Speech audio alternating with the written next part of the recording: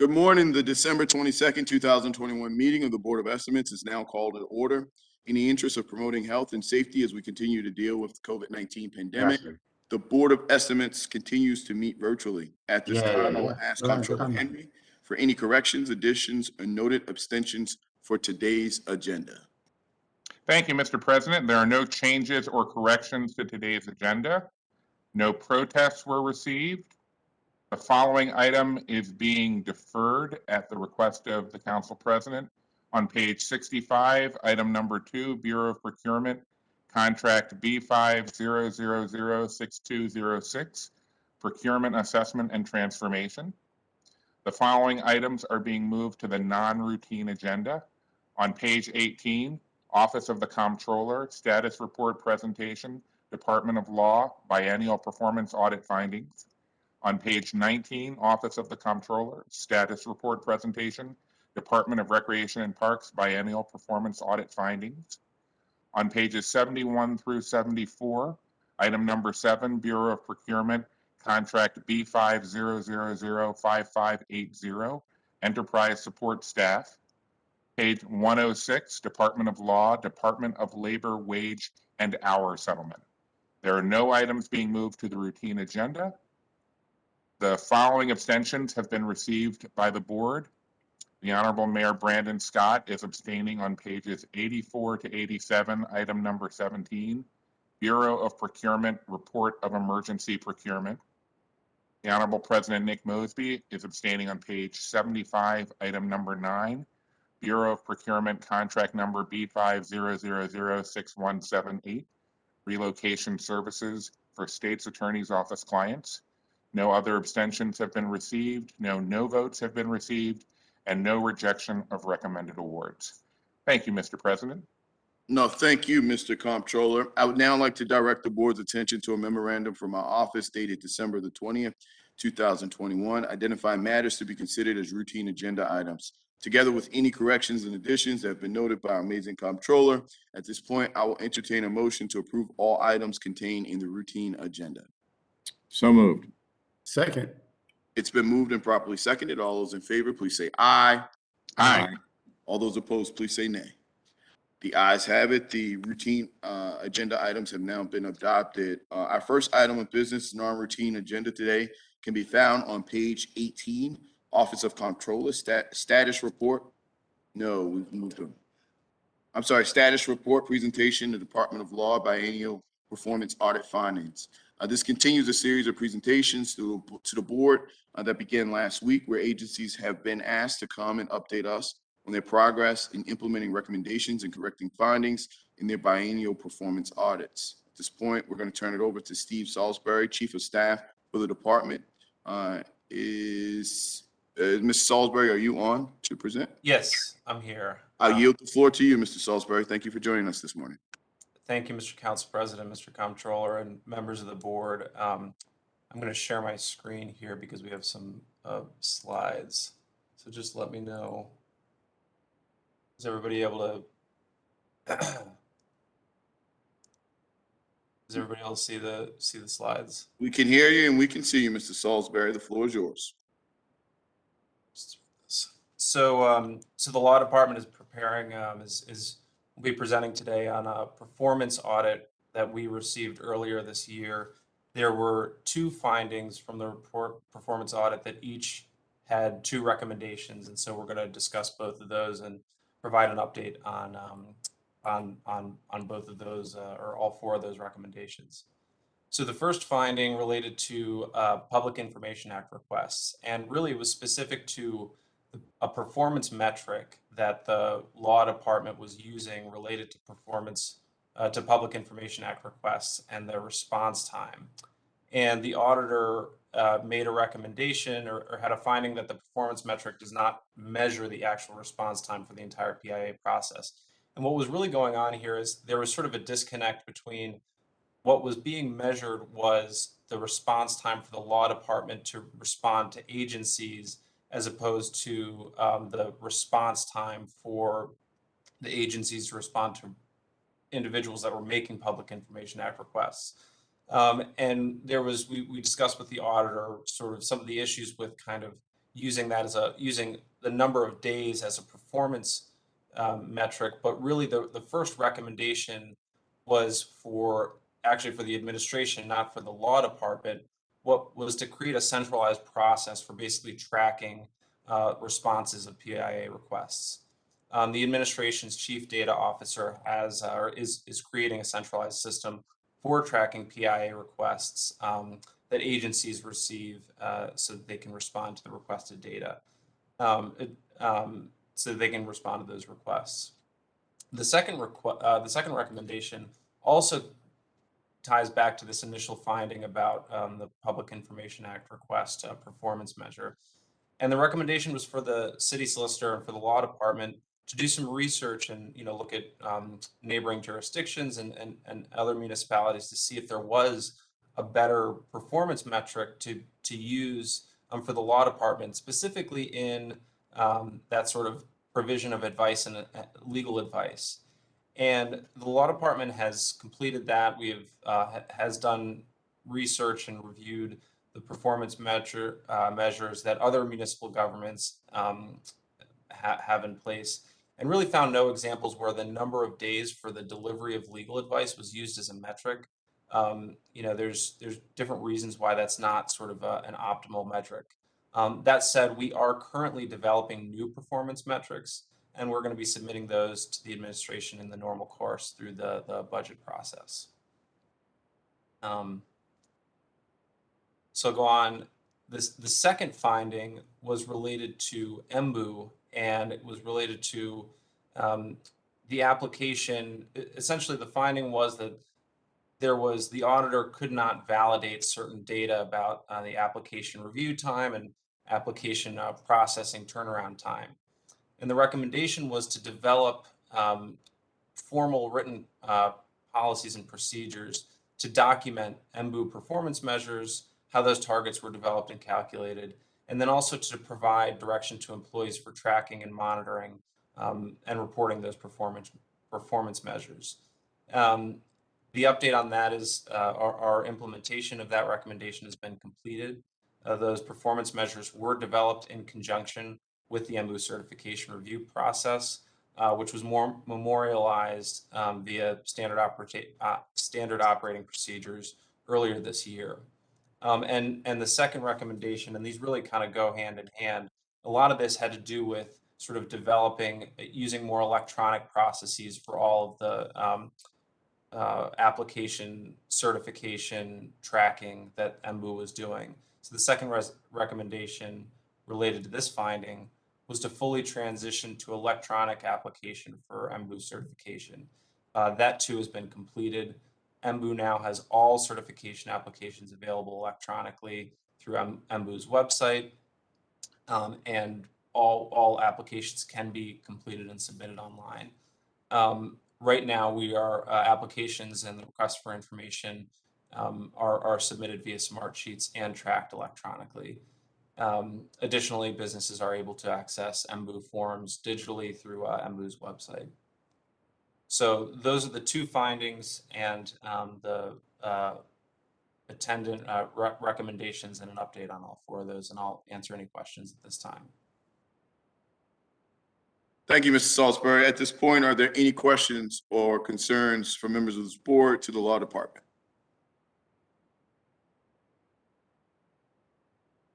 Hearing and seeing none, the presentation will be identified as noted. So thank you so much, Mr. Salisbury, for joining us this morning.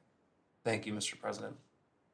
The first item on the non-routine agenda today can be found on page 19, Office of Comptroller, Status Report Presentation, Department of Recreation and Parks Biennial Performance Audits Finding. On behalf of Recreation and Parks, we have Director Reggie Moore, or Mr. King, are you going to present for Rex and Parks? Who's on for Rex and Parks this morning? Both myself and Ken King are here. Okay, how are you doing today, Ms. Smith and Mr. King? So at this point, I'll yield the floor over to Rex and Parks. If you could please begin your presentation. All right, thank you. Give me a moment to share screen.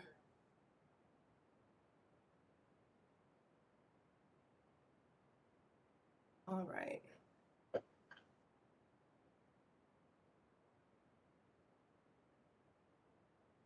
Okay. So there were 5 findings for Rec and Parks in our 2018-2019 performance audit. So for the first finding was in relation to our swimming pools. The recommendation was that we ensured that the pools had the proper permits.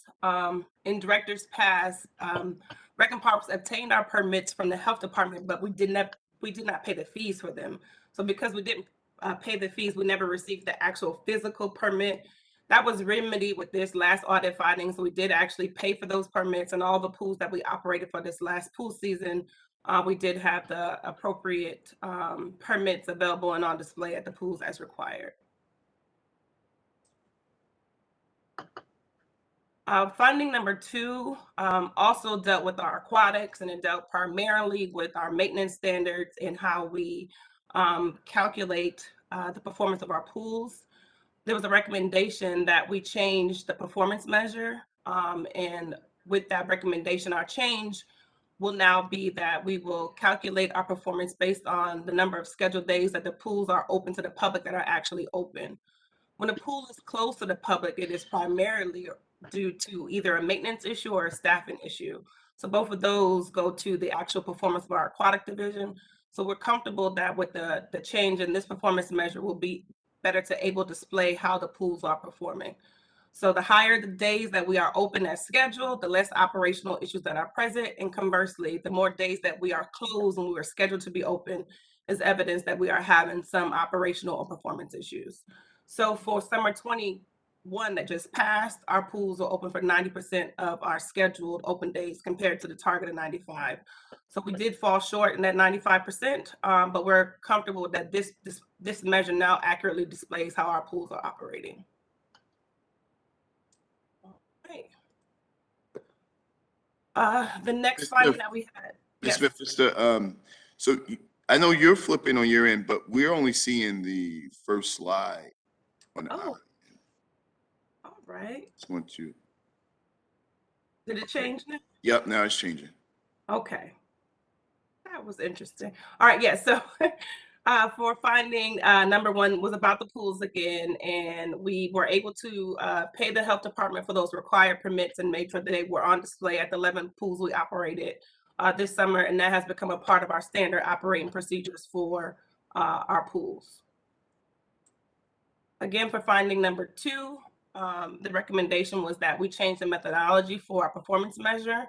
And the change that we have agreed upon and we think will better display how the pools and aquatics division is operating is by the number of scheduled days that we actually open the pools. The pool is closed is because of a maintenance issue and or a staffing issue. Both of those speak to the operational effectiveness of our aquatics division. So we believe that this measure will better adequately display our performance. And for summer 21, we fell a little short of our target of 95%, but we did have our pools open 90% of the time they were scheduled to be open.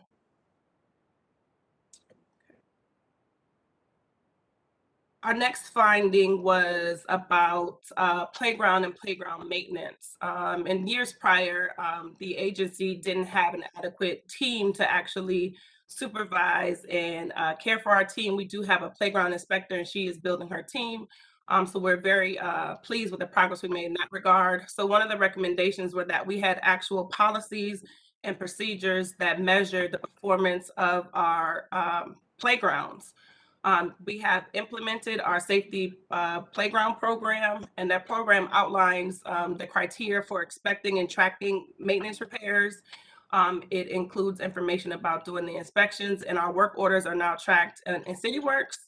And we also have established what we think would be very helpful as we continue to make improvements in our playgrounds, a scoring system for how the conditions of the playgrounds are. So the playgrounds are all either scored as very poor, poor, fair, good, or excellent. Our goal and our target is that all playgrounds across the city will at least have a fair or better rating. And for each playground that has a very poor rating factor, requires an investment from our capital improvement team.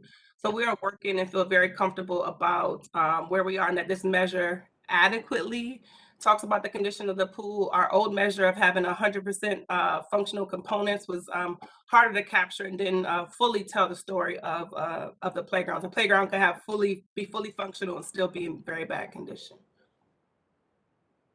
And the last two of our findings dealt with our forestry, and we have our forestry team here in case there are some additional questions.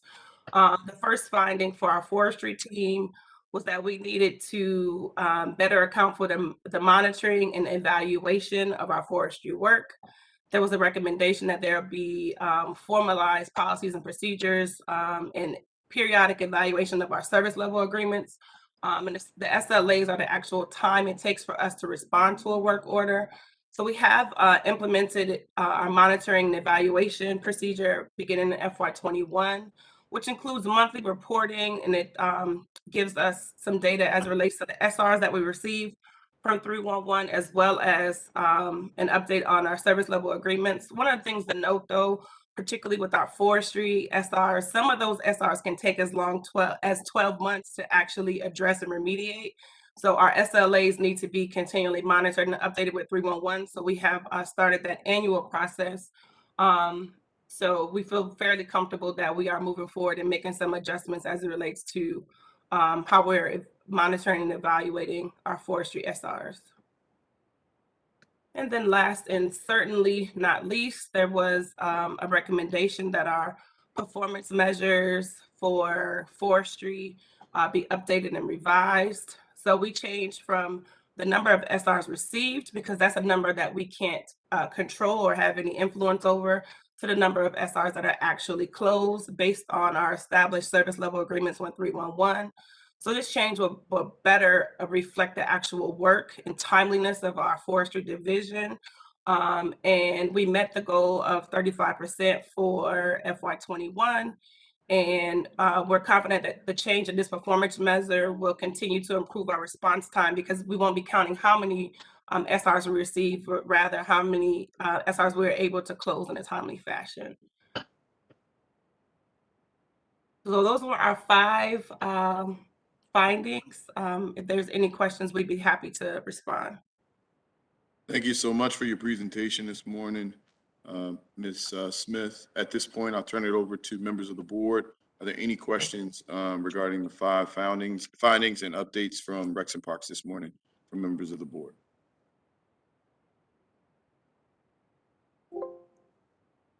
Mr. Comptroller, the floor is yours. Thank you, Mr. President. I was going to go based on that last slide, but I think I remember enough about it to just move to the question. In the audit response about the tree maintenance request finding, it said that, quote, according to Rec and Parks, the cause of the significant outstanding work orders was due to understaffing and limited equipment available. Has this changed, or how has this changed since the audit report was published? All right, I'm going to turn that over to Eric Dill, who's our Chief of Forestry, who's actually on the call with us today. We do continue generally to experience just some staffing challenges agency-wide, but Eric, if there's more information that you could lend to that response. Yeah, good morning, everybody. Ms. Smith, I will echo your comments. We do have some challenge with staffing and equipment. But Mr. Comptroller, the biggest way we're addressing that, what we're calling the backlog, is we just very recently got a green light on having a good chunk of carry forward money from FY21 to be utilized by Forestry in FY22 to greatly reduce the turnaround time on these service requests. Once my folks see that it is, they do an inspection, and unfortunately right now that stays open as the SLA, the service request stays open beyond inspection. And that's why often we don't have as high a percentage as we would like on completion on time. So we're working on changing that SLA to something more realistic, not just the 45 days for inspection. But back on getting rid of this backlog, regardless, we got $900,000. We'll greatly reduce, if not eliminate, our pruning and removal backlogs, and take a good bite out of our stump removal backlogs also. And our target is to have completed that backlog reduction by May of 2022. Okay, that's all right. Thank you. And would you be able to tell us today, or would this be information you would have to send us in terms of how many tree maintenance requests are currently outstanding in your tracking system and how many total were completed in 2021, calendar 21? Yes, we can send that to you. Okay. Obviously, a lot of these requests turn out to be duplicates or something that's beyond the city's purview or jurisdiction, but we can send you a valid number for that, Mr. Comptroller. Okay, that would be great. Thank you. And last on the tree requests, how does Forestry determine which tree requests are priority? We go chronological. We go oldest to newest. Not always an easy thing to do because I don't blame a lot of these residents. They've seen a tree in decline for a period of time. Now, if somebody asks that there be a different prioritization, unless I have some direct orders to the contrary, I or one of my urban foresters will revisit the site, and in their expertise, if they determine that it's an imminent hazard, say if it's for a tree removal, then we will bump that prioritization up. Otherwise, we go chronological, oldest to newest. So, for example, we occasionally have a prioritization that comes up because we're saying, oh my gosh, the tree is splitting, it's about to fall, the roots are upending or whatever.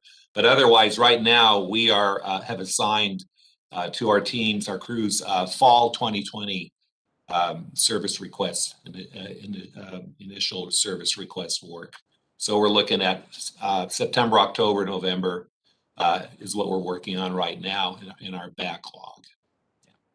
Okay, and then thank you, Mr. Deal. The other question I had was back in one of the aquatics findings, number 2. Sorry, not aquatics.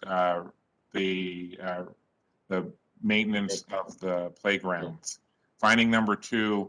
It sounded like Ms. Smith. It sounded like you said that the trigger for capital investment is a very poor rating. And I just want to make sure I'm practicing my reflective listening. That the goal is to get all playgrounds to be fair and up. Mm-hmm. But if there's a rating of very poor, that triggers and this is what I was unclear on, that triggers something with your capital improvement team to go in and do work for to that playground. And my concern was if the rating system is very poor, poor, fair, good, very good, that allows for the possibility that you will have a playground be rated poor, which is below the level that you're shooting for, but above the level where it triggers action. Yeah, so just to clarify, so very poor requires major capital improvements, right? So as we are ranking the order in which we perform capital improvements on our playgrounds, those that are very poor go to the capital program first.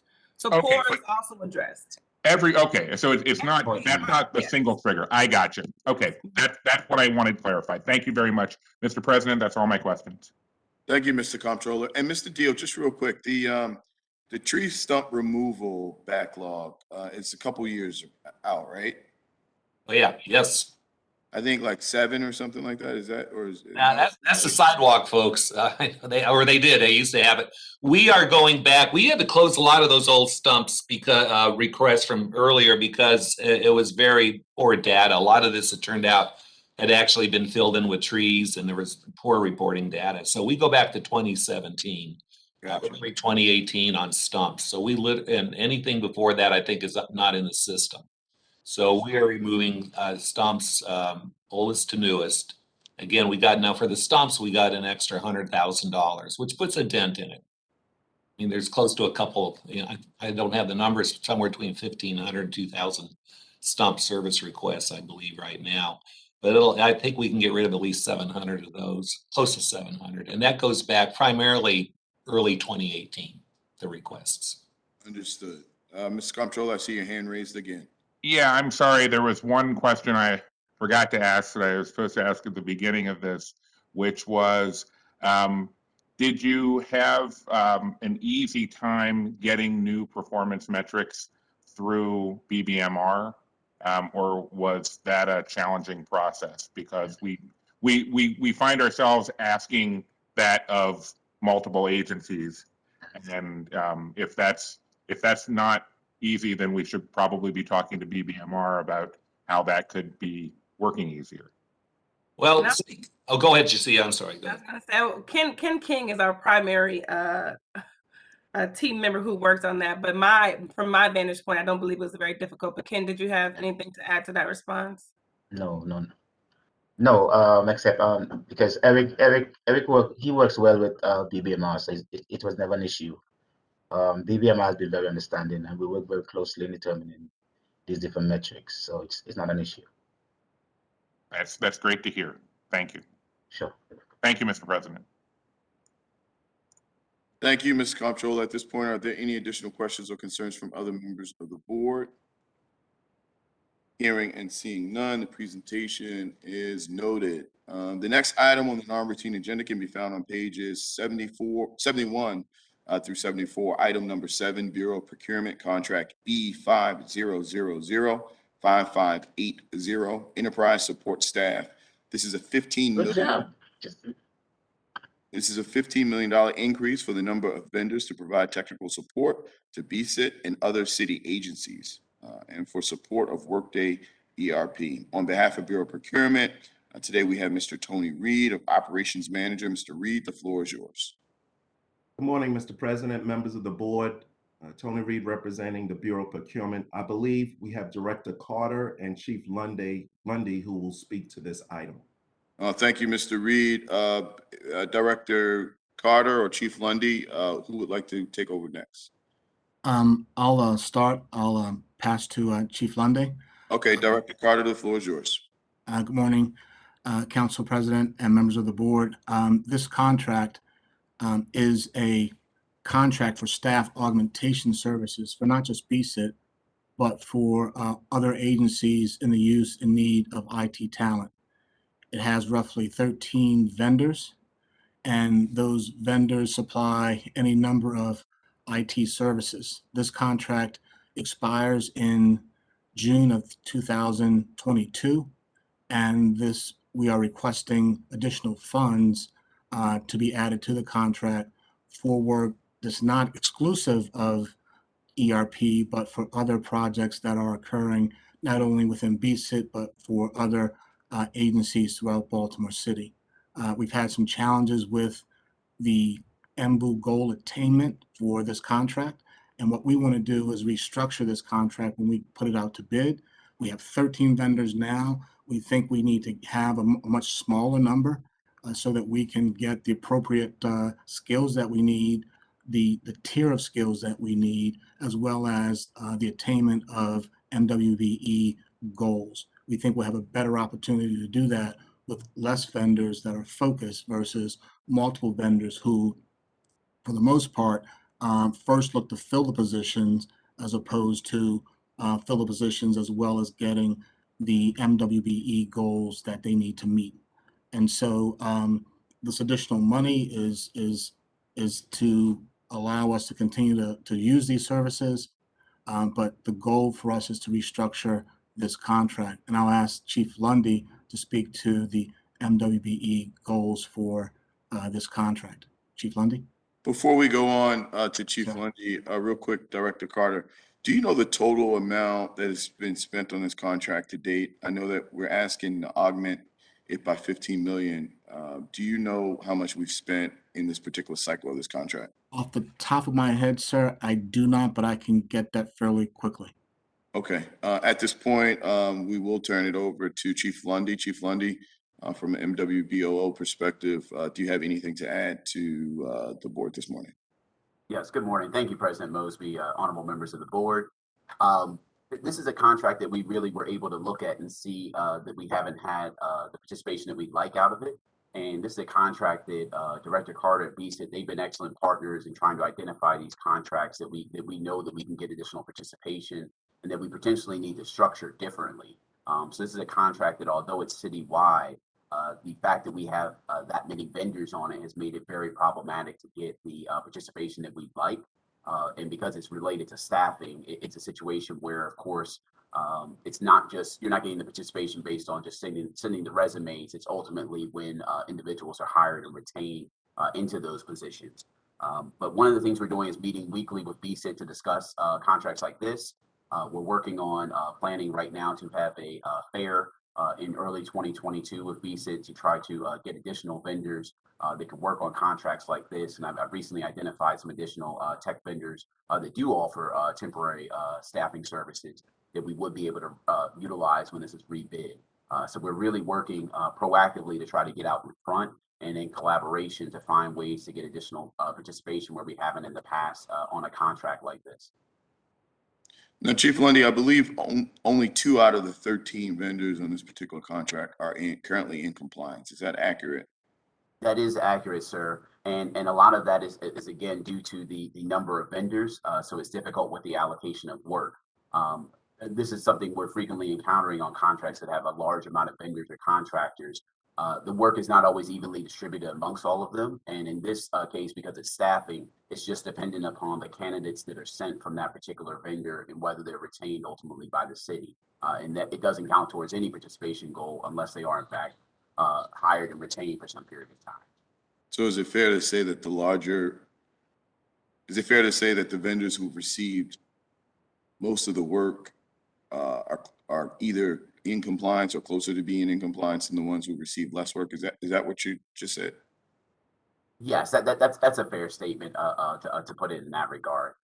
So we're really going to be looking at that allocation of work a little bit closer as we move forward with the additional funds on this contract, and then finding ways that we can really have a greater way of structuring this contract so we really don't run up against this problem in the future. And also looking at other vendors like Director Carter was referring to, so that we can make sure we have properly skilled individuals that are being sent to us. Because obviously, one of the things that goes along with this is when these people aren't being retained for these positions, oftentimes it's just simply that it is not the proper skill set for these IT-centric positions that we need to fill. So for the 2 vendors that are in compliance, are they, let's flip it. To the 11 vendors who aren't, is there like a performance plan associated with this well, this is not an extension, but the augmentation of this contract of the $15 million to help bring them in compliance or get them closer to compliance? Is there a strategy in place for that? That's correct, Mr. President. Yes, the additional vendors that are not in compliance at this time, we do have on a plan, and this is a contract that we do intend in conjunction with BSIT to monitor pretty closely to try to bring up this performance as we go through this additional time with the additional funding if approved. And when does this particular contract end? It ends in June of 2022, sir. So it ends in June. So this is so we have about 6 more months left in this particular contract, right? And Yes. I think you said earlier, Director Carter, that we are underway of putting a new bid back, a new request back on the street regarding these particular services, right? Yes. So the expectation of when we plan on releasing that is when? It should be within either end of January, February. Just because, with our procurement timeline and the bells and whistles that have to take place inside of City Hall, we're really bumping up against the window to be able to meet that end of the contract cycle of June of 2022, correct? Well, this is something that we have been working on, so this isn't new. We feel like we should be able to get this out.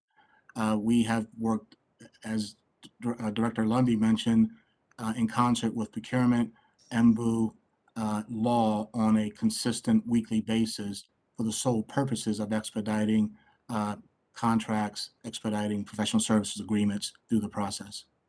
Yeah, I was just saying as it relates to getting it out there, standing up a committee to review all of the bids, coming up with a bid selection, getting it through the Board of Estimates process. The one thing that, I'll just really push on the administration is I think this is important enough for us to try to ensure that we don't have to extend this contract, which, you know, obviously you've pointed out, Director, as well as Chief Lundy, there's some major issues associated with it. So I'm just asking from the board's perspective that we make it a priority like you have, but then more importantly, we do not come back in front of the board to try to extend the contract or ask for additional money to be placed inside of this contract. Understood. I believe at this point, Director Carter, did you have something else to add off of what Chief Lundy brought up? No, I do not. Okay, at this point, are there any additional questions or concerns from other members of the board? The only other thing is, Director Carter, were you able to identify how much money has been spent on this contract year since the existence? I'm teaming with my teams right now looking Okay. for it, and so it's imminent. I just don't have it right now, sir. No, understood. I appreciate that. Comptroller Henry, the floor is yours. I don't know if this is the same number that you're looking for, Mr. President, but in the agenda, there is the previous expenditure on this contract before the 15 million that we're being asked to approve today. And I believe it's listed as a total of 51 million.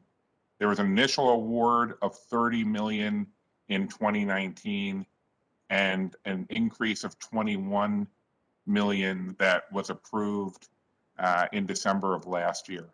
So with this 15 that we're being asked to approve today, it would be a total contract value of 66 million.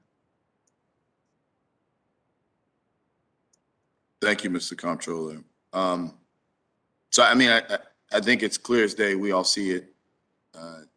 I've constantly talked about in the past that these are the types of contracts that we have to do a better job at as a city. You know, I think a lot of times we get ourselves and we develop this pigeonhole where the same vendors who might not meet the needs or the standards or what was agreed upon at the beginning of the contract get extensions or additional money gets placed onto it.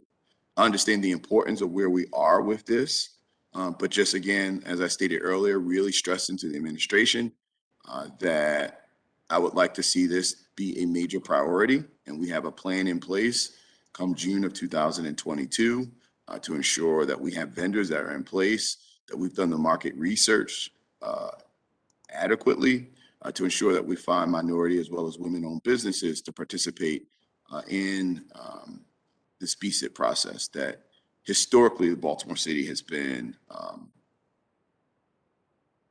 less than performing on these types of contracts. So I appreciate all the hard work that you're doing, Director Carter, as well as Chief Lundy, in trying to bring us in line with the goals and objectives of the city, as well as of the mayor and this new administration.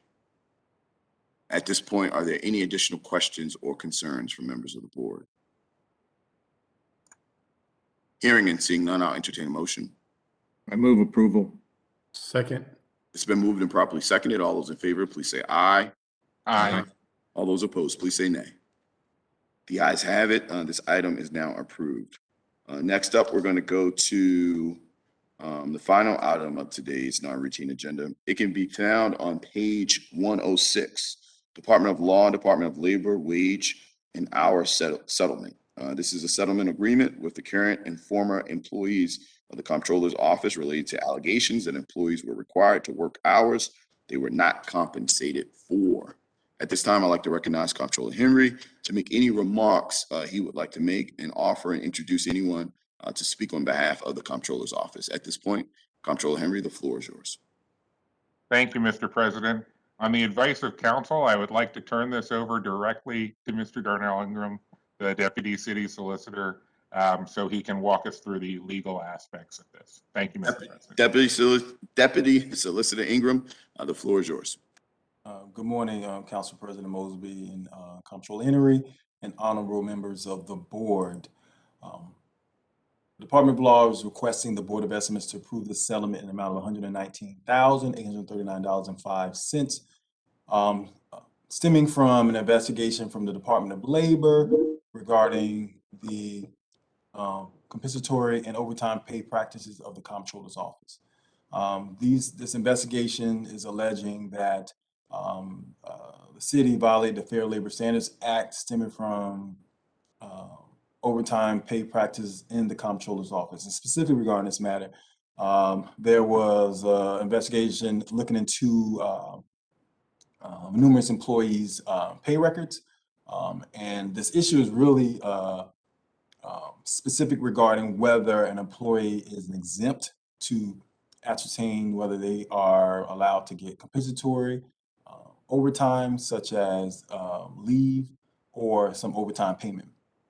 And issues regarding whether personal staff can be designated for this exception. And the Department of Labor conducted an investigation and identified that only a few employees could be designated as personal staff to the comptroller from previous administrations, and the remainder of the employees are not exempt. And this is really regarding some policies and practices of that office during that period of time.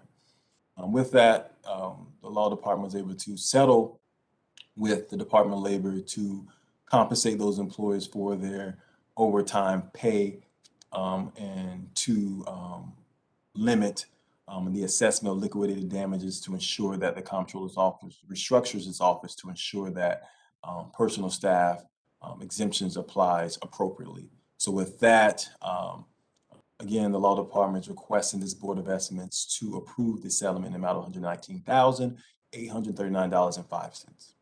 Thank you. Thank you, Deputy Solicitor. At this point, are there any additional questions or concerns from members of the board? Hearing and seeing none, I'll entertain a motion.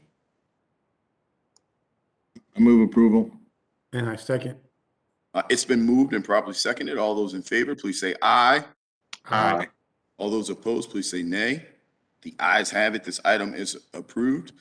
Just from a housekeeping note perspective, I did not say this on the record, but today we had our Chief Administrative Officer, Mr. Shorter, filling in for our mayor. So we had representation from the mayor's office. So all 5 members are here voting. I just wanted to make sure because I didn't acknowledge you at the beginning formally, Mr. Shorter. At this point, are there any additional questions or concerns from members of the board? I see the hand of Ms. Comptroller. Ms. Comptroller, the floor is yours. Thank you, Mr. President. I just need to make a small correction when doing the opening statement and noting the item being deferred, the Bureau of Procurement contract B50006206 procurement assessment and transformation.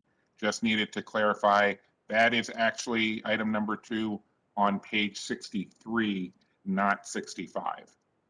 But the item has been deferred, so want to just make sure that that was clear.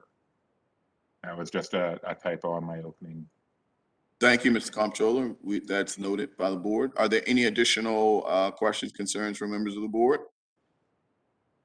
Hearing and seeing none, Baltimore, have a happy and very safe holiday season. Hold on one second. Have a happy and very safe holiday season. We understand and know that COVID is on the rise, not just in our city, but in our state and our entire country. It's still really important for us to ensure that we stay vigilant. If you're not vaccinated, please get vaccinated. If you have the opportunity to have access to the booster, please get the booster. Also, more importantly, please continue to wear our mask. Even when we're enjoying our family and friends, it's critically important, as well as ensuring that we practice social distancing. We can beat this, but we're not going to be able to do it in silos. We have to do it collectively, and that's the importance of the message that I believe all the leaders on this particular call have been pushing out to our community. As there's no new business before the desk of this board, we will recess until bid opening at 12 noon. The Board of Estimates will reconvene on Wednesday, January the 5th at 9 a.m. For our first meeting of 2022. I'd like to thank everyone for tuning in. Baltimore, happy holidays. Again, stay safe. Have a wonderful New Year's, and we love you.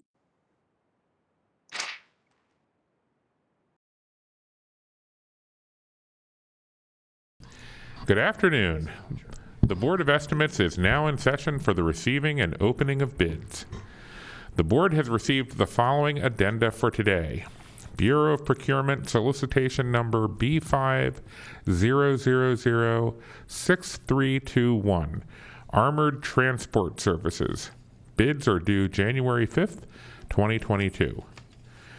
Bureau of Procurement solicitation number B50006409, Scrap Tire Collection, Disposal, and Recycling. Bids are now due January 19th, 2022. Thank you. I move that we note the addenda. Second. Moved and seconded. All those in favor say aye. Aye. Any opposed? Motion carries. All right. The first proposal for today is from the Department of General Services, proposal GS 19825, Market Center Garage Renovation. No bids received.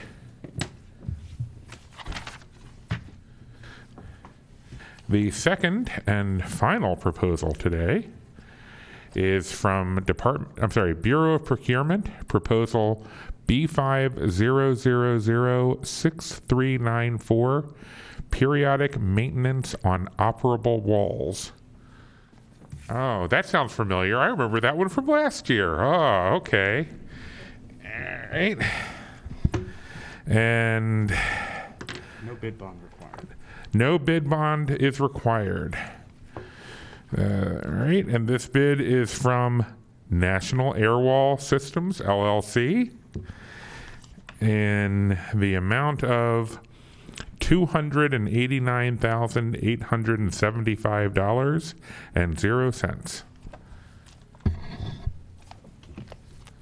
That we refer this to the Bureau of Procurement for tabulation and report. Second. Moved and seconded. All those in favor say aye. Aye. Any opposed? Motion carries. That concludes the business before the board at this time. The Board of Estimates will stand in recess until Wednesday, January 5th, 2022 at 9 a.m. Ladies and gentlemen, from all of us here at the Board of Estimates, thank you for a wonderful year and have a happy holiday season. Happy holidays, everybody. Happy holidays.